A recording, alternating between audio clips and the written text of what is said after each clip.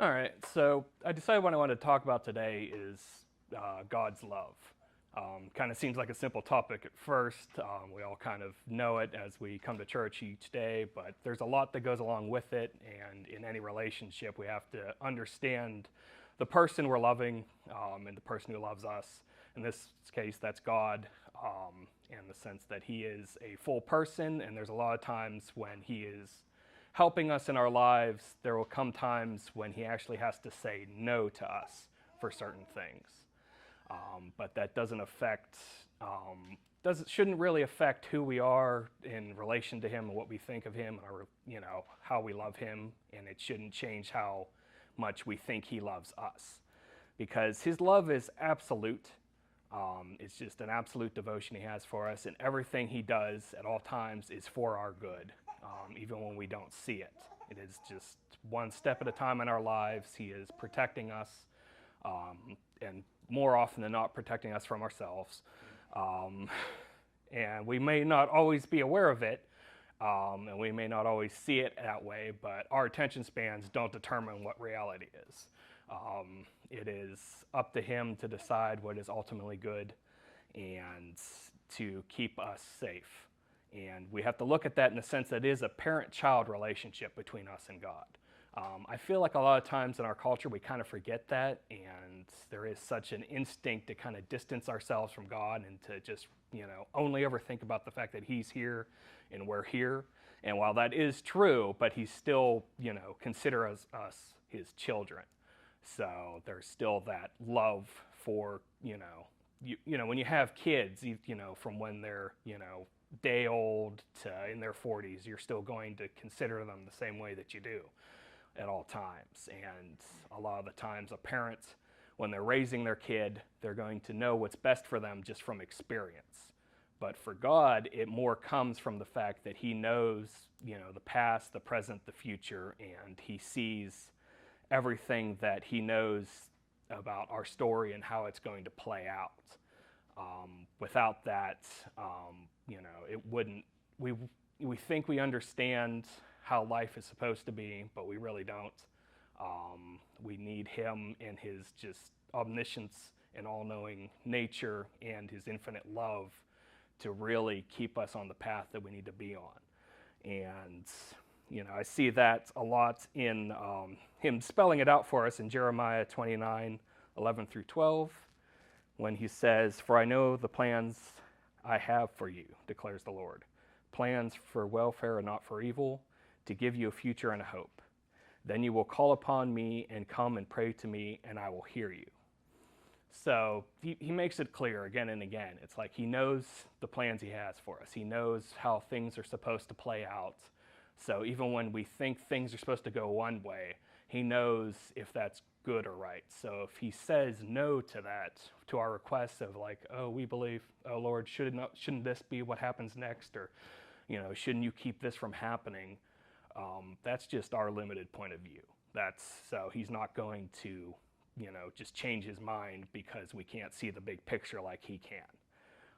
Just because we think we want something doesn't mean that's going to be how it plays out.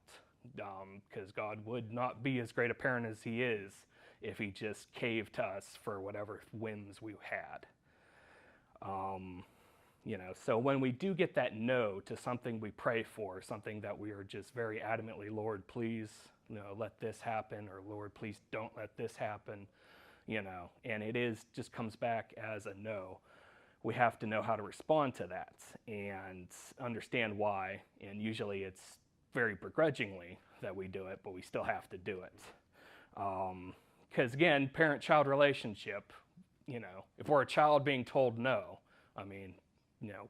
we were kids, and a lot of us have kids. We know what happens when a kid's told no by their parents. It's not always a great reaction. But it has to happen anyways. And it's just, a lot of times when we get that answer that we don't want, and then our first thing will be, oh, let's, scheme for how can I change this? How can I change God's mind? Which, when you think that again, how can I change God's mind? We should kind of, realize right then and there that, this is going to be an exercise in futility. Because, again, he'll listen. He listens all the time. He listens to our cries. He listens to our pleas, and he feels for us and he loves us. But in that sense, he is going to be more of a counselor, and he's not going to just, he understands what you're going through, but he's not going to, budge. He's going to keep it going the way he knows it needs to play out, even if it's rough. Especially because we are just in a broken world, and that's just a lot of the times it's very hard to deal with. Because for an example, it's like this, what I came up with for today is based off an article I wrote for my newsletter a couple years ago. And when I wrote that, it was me thinking a lot about my mom and just, the prayers that we all had at that time. And it's like, unfortunately that was not, what we wanted was not going to be how it went. But God, we just have to trust in him. There's something that we don't know, and we still don't understand the why of it, but there's still a peace and understanding that he has an answer and he knows why everything happened the way it is. So we can't control the world, but we can rely on him who ultimately does. And, still got to deal with the hurt. That's still going to be part of it at all times throughout life. We know this world's going to give us trouble, and it's good for us to cry out to him, to give him our prayers and our concerns and our anxieties. If you look at half of Psalms, that's kind of the point. David really shows us a perfect example of, crying out to the Lord, and just going directly to him, as a child should to a parent for help. And that's what I'm looking at in Psalms 17, 1 through 2. It says, "Hear a just cause, O Lord, attend to my cry. Give ear to my prayer from lips free of deceit. From your presence let my vindication come. Let your eyes behold the right." So, a lot of times when we're praying for something and we want God to say yes, what we're praying for is, seems just, and it is in a lot of sense. Most of the time it is, praying for something just, oh Lord, please don't let this bad thing happen. That makes sense to pray about, kind of a no-brainer to pray, oh Lord, please don't let the bad thing happen, let the good thing happen. But, he knows more than we do. Our limited, point of view is inside the world. So there's a lot we just don't understand, but we have to just accept that. And that a lot of times is the rough thing to do, is to realize that the final answer to the why is that you don't know.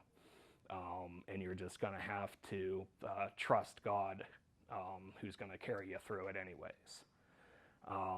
And the problem, and why we do this, why we constantly, when he says no to something, and our instinct is usually to just kind of either lash out or withdraw from him or kind of give problems for ourselves in the long run, is just because of our instincts. They're sinful, they're prideful. So when we do have that underlying audacity to believe everything's supposed to play out the way we are envisioning it.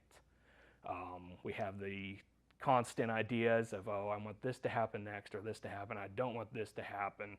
I want this job coming up, or I want to move here, or, I want my kid to go to this school. I want this or that. And, we have these, I wish.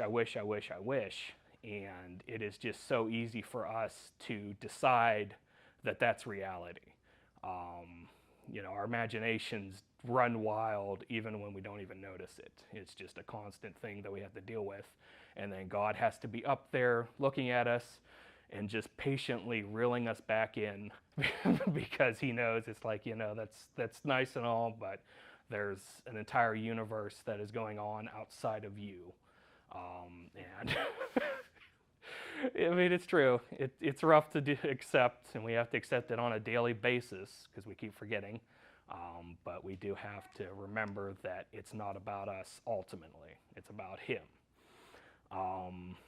So that's why even the most devout people, earliest members of the church, disciples, they'll kind of lose track of, following God because of those just subconscious moments of ego.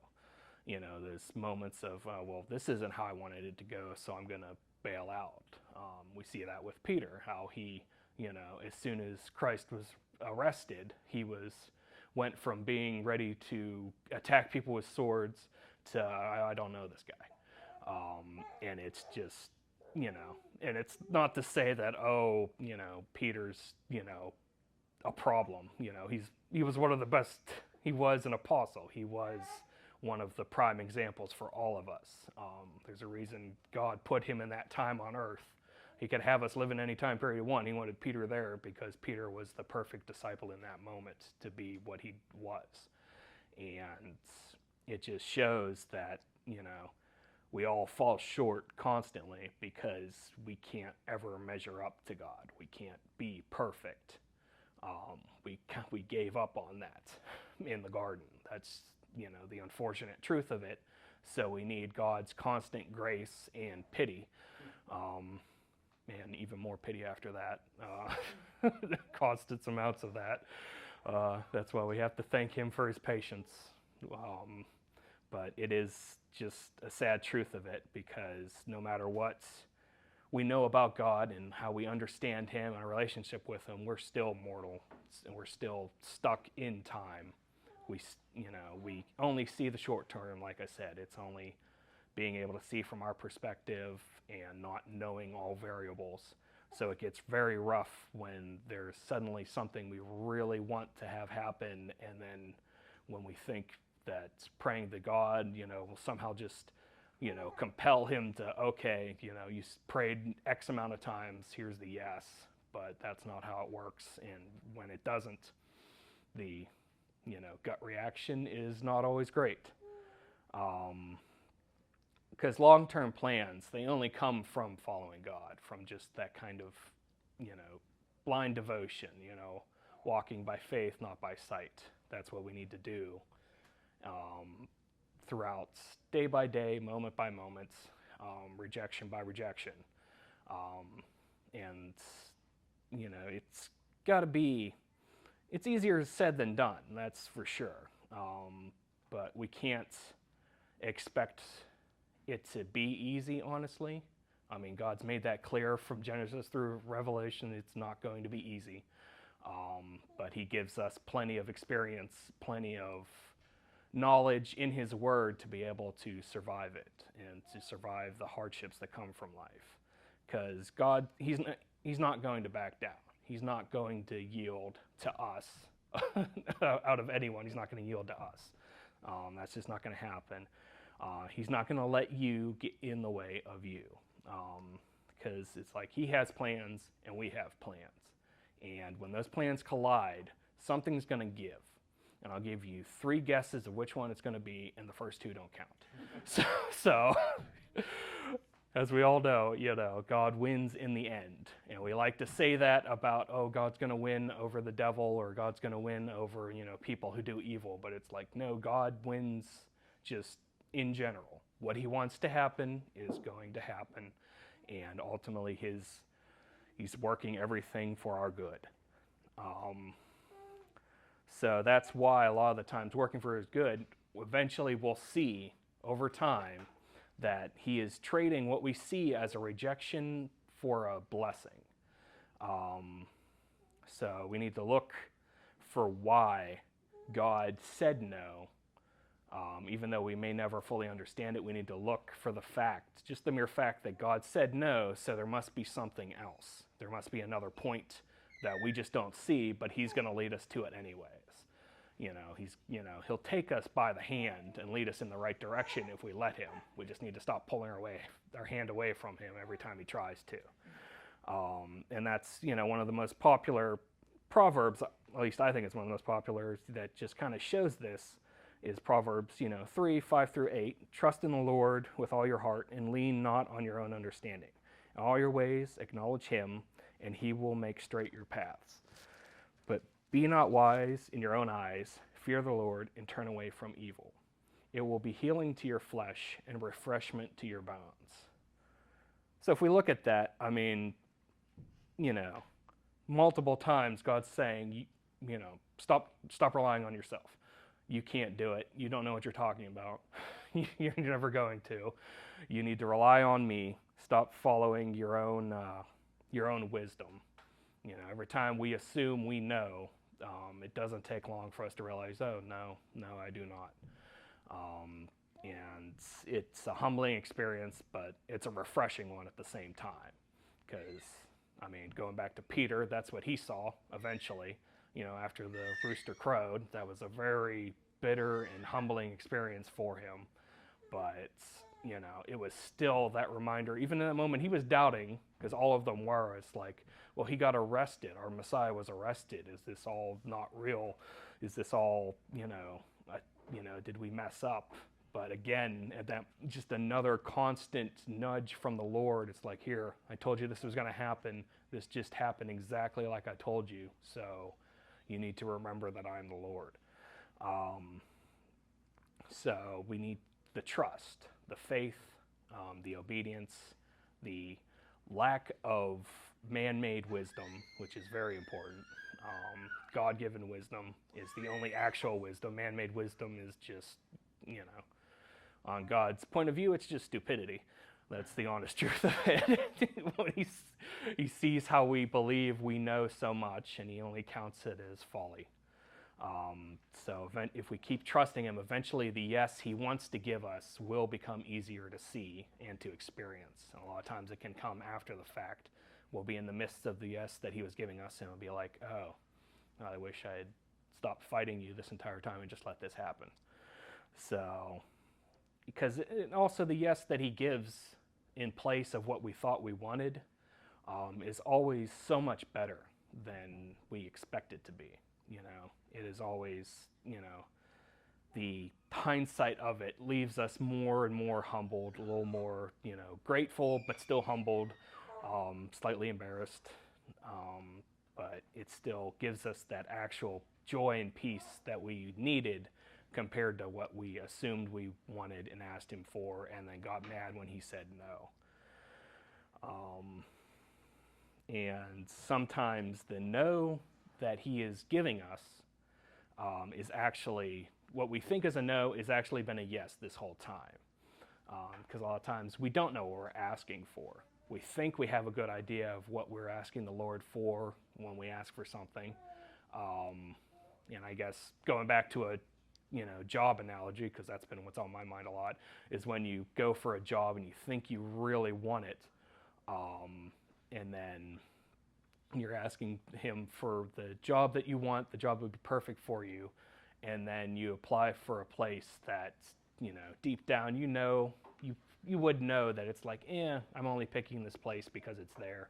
And then you get that rejection from them, and then it's like, oh man, God said no, and it's him saying, you said you wanted the job that's perfect for you. That clearly wasn't it. You barely wanted it. So wait for the one that wait for me to actually answer your prayer. So that's just how it is a lot of times. We want him to say yes to something, but we want it yes immediately to the thing we're already picturing. And he's just up there like, you've forgotten what you just asked me for. And you need to pump the brakes a bit, calm down, and wait for me to fulfill your request, because you don't know what's everything involved, and I need to make sure it's perfect for you. So that's the problem. We need to be faithful to him when we're looking at that. Okay, Lord, I'll wait for that yes, and I'll follow whatever your will is, and I'll be obedient to you. And we can say all of that, but we really need to mean it, especially when the moment comes when we think, a lot of times, oh, we're deep down, we're playing along. It's like, okay, God, okay, I'll say the words, and then eventually you'll, just kind of give me what I want. But that's not, that's not faithfulness. That's not true obedience. That's just thinking that we're buying time, that thinks we believe we can placate God. And that's a constant problem with us, and God sees right through it every time. And then that again goes back to that patience he has for us, which just goes deeper and deeper and deeper. We see that a lot, especially in the Old Testament. We know those examples of God being patient before he eventually has to make people listen to him. So we need to learn how to not get that far with, trying to test his patience.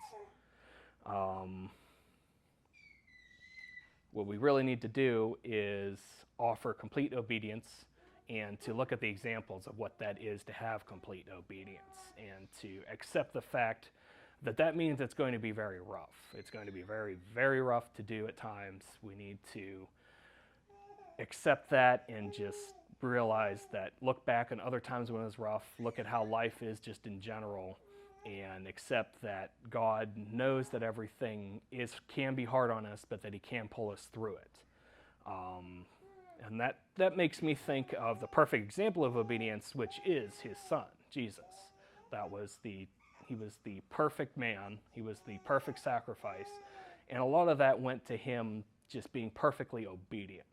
That was another example of him, everyone, we know he's our perfect example for us, but that's not just him being, oh, this is how he acted to everyone, this is how he never made a mistake, that's our example. It's also being perfectly willing to do whatever God says, even when we know it's going to be very, very, even possibly painful.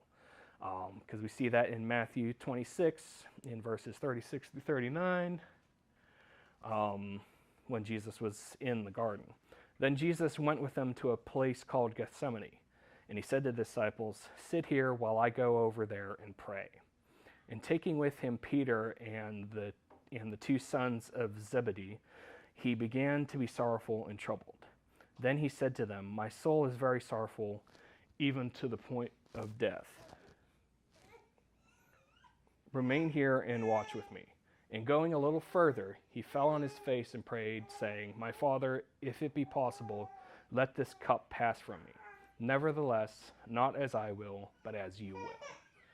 So Jesus perfectly understood what was going to happen to him. He was God, so he didn't have our limited point of view. He knew every last detail of what was coming his way when he was going to be arrested and executed and made a sacrifice for us. But he was still obedient to God and was willing to do whatever God said. And he wanted, if it be possible, let this cup pass from him. He was asking God for this to not be the case, because it's still, rough. But, God said no, because that's how it had to be. But Jesus understood that he was going to endure for the sake of God's plans. And then the endurance and the pain would only be a moment compared to everything God had planned for all of eternity. And this is one of my favorite parts of Matthew, because in just the Gospels in general, because it shows that he was fully human, and as humans we can't avoid the fear of dying. Through Christ we can avoid the fear of death, because we know where we're going, but the physical act that just, we're in this material world, and dying will just always bring a sense of anxiety, of fear, because it is the body's reaction to it. So even Christ, who is God, still felt that anxiety and that fear of dying, and that's inescapable for any living being. But he still was faithful to God, knew that even though he wanted, even if in that sense, in his body's sense, he wanted it to go a different way, his spirit and his love for the Lord knew it was going in a different direction. And then ultimately his resurrection and his return to heaven proved that God's plans are the best ones, without question. And it's the blessings that we need.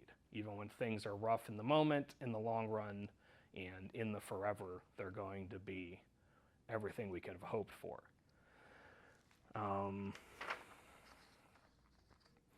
So yeah, being like Jesus is always easier said than done, but there's more to it than we even think about a lot of the times. And there's even more than I'm bringing up here, but it's important to look at and to accept that, a no, it's going to be hard no matter what. And we need to rely on him for endurance to get through what we see as rejection. Um, we can't expect life to be easy, but we can't expect it through God to be possible. Like as Paul had said before, I've run the race, kept the faith. And that's how he saw it. He knew that in the end, he's just following God's will. He wanted a lot of things to go differently, but it was still him keeping that endurance up because he knew what God had planned for him, for everyone else, and for all of, the world. And we have to, when we are going through a no, and it gets hard and the emotions start piling up, we have to remember that a no doesn't ever mean God is rejecting us. That's definitely a gut reaction as well, to the, aside from agitation, there's also the depression of it, where you sense that like, oh, well, I tried so hard and I asked God for this, and then he said no anyways. He must just think that what I hope for and who I am is just, like he's got to turn it aside. And, whenever we're in the moments of high emotion, anyone could come along whenever you say you're grieving or you're angry or something. I was like, well, don't feel that way. Feel better. It's like, thanks. Thanks for saying just, random words in the moment. Because, my brain is balanced enough right now to deal with that. But, there has to be more to it than just saying a quick word. When we feel rejected, when we feel down, when we feel abandoned. Because even if it's not true, we're still feeling it because that's just who we are. We feel more than we like to admit. So when we're doubting God's devotion, even deep down, we have to remember that there's a lot of proof in history and other people about how worthwhile it is to stay faithful to him and to remember that he's still staying faithful to us. It's his track record. If you're looking through, either fellow Christians of today or the past, or reading all of the Bible, that's why we even have the Bible of his word, is that it's teaching us, about God, but it's also him proving himself by him laying it out. Here's what I've done since the beginning. So when you're going through something, I have added something to my word for you to understand what you're going through and understand that you can get through it. And that's one of the things I see in Deuteronomy, in chapter 4, 37 through 39. And because he loved your fathers and chose their offspring after them and brought you out of Egypt with his own presence by his great power, and driving out before you nations greater and mightier than you, to bring you in, to give you their land for an inheritance. As it is this day, know therefore today that, and lay it to your heart, that the Lord is God in heaven above and on the earth beneath. There is no other. As we've gone through in previous series that we've gone through in the Old Testament, there's always a repeated mention a lot of the times of history was so important, when chronicling the early nation of Israel, because they knew that their everything every blessing they had came from God, and there was evidence of that and what he's done for them in the past. They constantly remember what he did for them in Egypt. That's why they have the Passover. That's why they would have sacrifices for him. So everything was a remembrance of what he had done. And he would continually, when he spoke with them throughout all of the books in the Old Testament, he would remind them of what he did for them. Because it's easy for us to forget a lot of the times, just in general. And just in terms of what God means to us and what he's done for us. So God knows and loves us enough to make sure that every step of the way we're getting those nudges from him in his word about what is important, what he has done for us, and how he's not going to abandon us.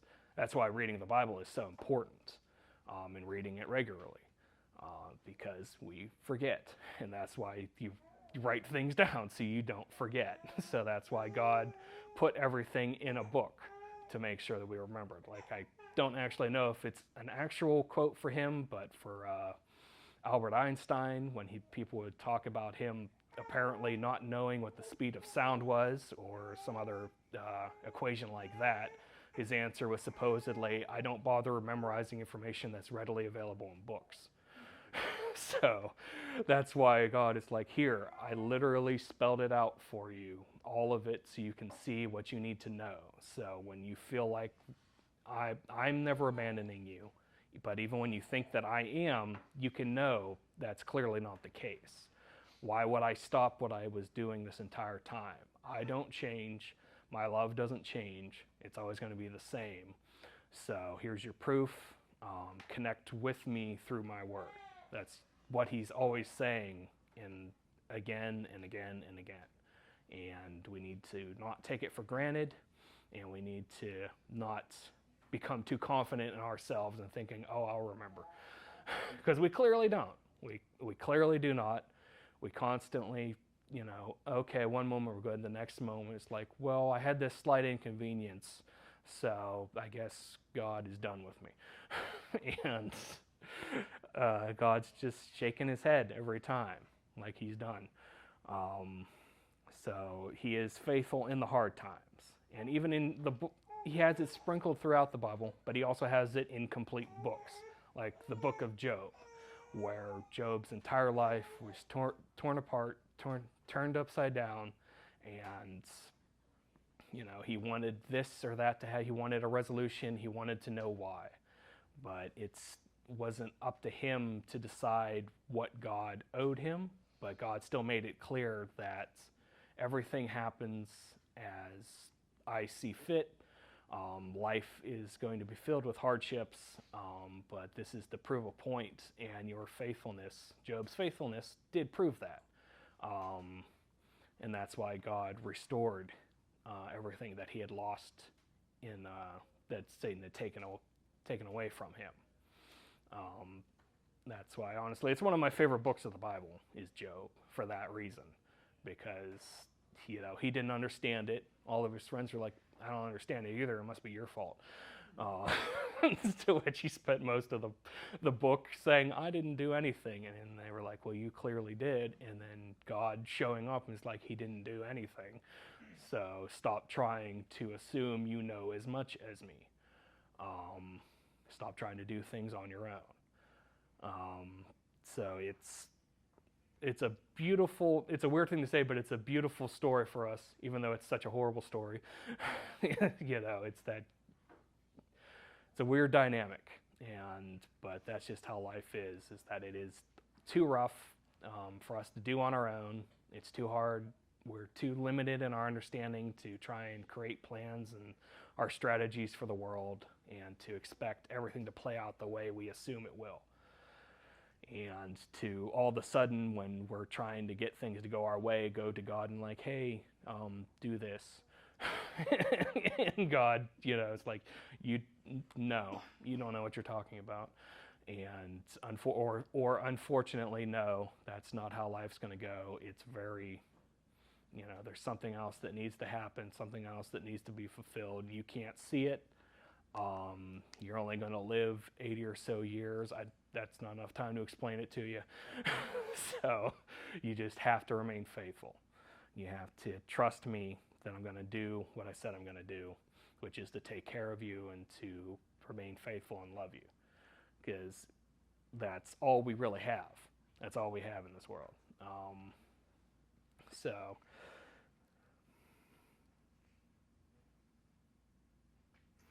it's like when he's saying no, it's not him turning his back on you. It just means, again, it's what we've always known. That's God is trying to fix a broken world. A world we broke, so we should be a little more humble when we start complaining that the world is broken, because, again, that's like a kid getting mad because the toy they threw at the wall is broken. What do you expect? Now I have to try and fix it. And a lot of times of fixing it, it's like, well, just glue it back together. And it's like, you have no idea what it takes to fix something like this. Go sit down. So we just have to not pout. We have to understand that it's like, yes, this is This is just the consequence of living in the life that we have, living in this full sense of brokenness, sinfulness, conceit, uncertainty, chaos. All we have to avoid every turn being a no or a rejection is God, who will turn a no into a yes when he sees fit, when he knows that it's the right time, when he knows it's better than what we expected. So there's not really any reason for us to be so negative and stressed, and to especially like how we act to other people about it. That's another thing that is so hard, is when we get a no and then it's very hurtful and then we pass on our pain to other people. But again, that's our perspective. We're forgetting that those people are also dealing with their own pain. So we need to remember that it's not all about us. It's not about you. You know, you're living your life, but your life ultimately isn't about you. It's about God. It's about what he's going to do with your life.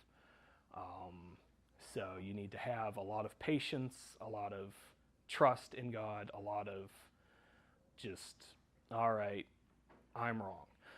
There has to be a moment. It's like, okay, I clearly don't understand something. A lot of people will think, oh, well, there's something else is wrong. It's like, no, you clearly missed something. And you need to stop, realize that, and just let God do what he does. So to just kind of wrap it up, we need to, the no is always going to hurt. It's always, even if it's minor, or even if it's going to be lingering, it's never going to be a easy thing to get around on our own. And there's so much time when we just kind of retreat into ourselves, but that only makes it worse.